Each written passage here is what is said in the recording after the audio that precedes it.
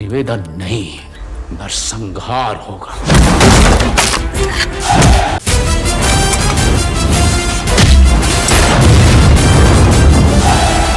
मनोज बाजपेयी की 100वीं फिल्म भैया जी रिलीज हो चुकी है। सिर्फ एक बंदा काफी है बनाने वाले अपूर्व सिंह कार्की इस फिल्म के डायरेक्टर हैं। ये मनोज बाजपेयी के करियर की पहली फुल फ्लेज एक्शन फिल्म है, यानी यहाँ वो सिर्फ लात मुक्के नहीं चला रहे बल्कि गुंडों के साथ हवा हवाई खेल रहे हैं। जिस तरह का सिनेमा वो करते आए हैं ये उससे पूरी तरह उलट है। फिल्म में मनोज बाजपेयी के किरदार का नाम है रामचरण, जो बिहार के रहने वाले हैं, एकदम दबंग टाइप के, इसलिए सब उसे भैया जी के नाम से बुलाते हैं और जानते हैं। किसी जमाने में भैया जी सत्ता बदल देते थे। अब भले ही उनसे हाथ उठाना बंद कर दिया हो, मगर जिस गली से निकल जाए वहां लोगों की नजरें नीचे हो जाती थी। भैया जी के मासूम छोटे भाई की हत्या हो जाती है।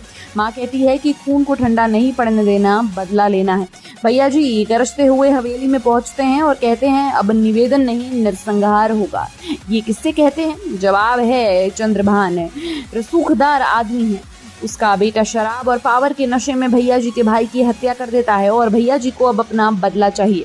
बदले की लड़ाई कैसी पूरी होती है ये आगे की कहानी है। ये एक टेम्पलेट मसाला फिल्म है। आपका हीरो बस जाकर मार काट नहीं मचा रहा, उसके साथ कुछ बहुत बुरा घटता है। आपकी सहानुभूति उसके साथ है, उसकी लड़ाई में आप उसके साथ हैं और आगे वो कानून के दायरे से बाहर जाकर जितना भी मुक्के चलाएगा उस पर आपकी स्वीकृति की मुहर लगी है। यहाँ तक कि सब चंगा सी, बस उसके बाद फिल्म की राइटिंग्स इतनी फैली कि उसे समेटना मुश्किल हो गया। जब आपके एक्शन सीक्वेंसेस भी उबाऊ लगने लगे तो बहुत दिक्कत हो गई। फिल्म के सेंटर में भैया जी के भाई का मर्डर है, उसके बाद ही आगे की कहानी घूमती है। बदले के मकसद को देखने के दो तरीके हैं। एक तो ये कि भैया जी को छोटे भाई से इतना लगाव है कि वो धरती आसमान एक कर देगा, लेकिन उस पक्ष को फिल्म ठीक से नहीं दे पाई क्योंकि कुछ ऐसे सीन्स होने चाहिए थे जो दोनों भाइयों की बॉन्डिंग को दिखाएं। बाकी दूसरा तरीका था माँ के नजरिए से देखने का। जब भी भैया जी का किरदार अपने घुटनों पर आता है तब माँ को बदले वाली बात याद दिलाती है। फिल्म अपना अट्रैक्शन पॉइंट फिक्स नहीं कर पाती कि ये बदला किसका मकसद है, माँ का या भैया जी का। ऐसे में एक सीन है जहां माँ को लगता है कि उनके बेटे की आत्मा को शांति नहीं मिली। तब कोई सलाह देता है कि बेटे से जुड़ी किसी चीज को पानी में बहा दो। इस पॉइंट पर एक फ्लैशबैक आता है जहां माँ अपने बेटे के साथ क्रिकेट खेल रही है। माँ उसको बल्ला निकालती है और उसे बहा देती है। आप हॉल में बैठे हुए सोच रहे हैं कि इसका क्या पॉइंट था। ये सीन नहीं होता तो कहानी पर कुछ फर्क नहीं पड़ता। आमतौर पर एक्शन फिल्मों में एक्टिंग का ज्यादा स्कोप नहीं होता।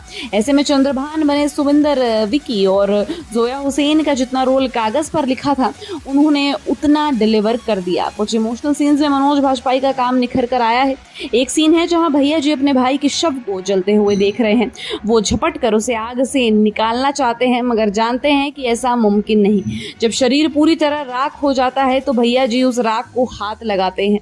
हाथ जल उठता है तो वो उस राख को सीने से लगाकर रो रहा है। राख से जलने का दर्द और भाई की हंसी कभी ना सुन पाने का दर्द दोनों चेहरे पर आकर मिल जाते हैं। एक टिपिकल मसाला तेलुगु फिल्म का टेम्पलेट बनाकर भैया जी को रचा गया।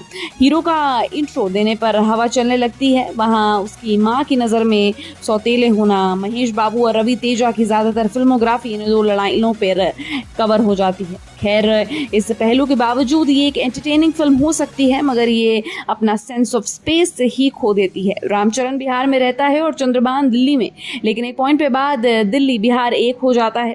ताज्जुब की बात यह है कि आपको इस बात से फर्क पड़ना भी बंद हो जाता है। किसी भी फिल्म के लिए ये गुड न्यूज़ नहीं, पर एक बार तो ऐसा देखा जा सकता है अपने दिल की तसल्ली के लिए।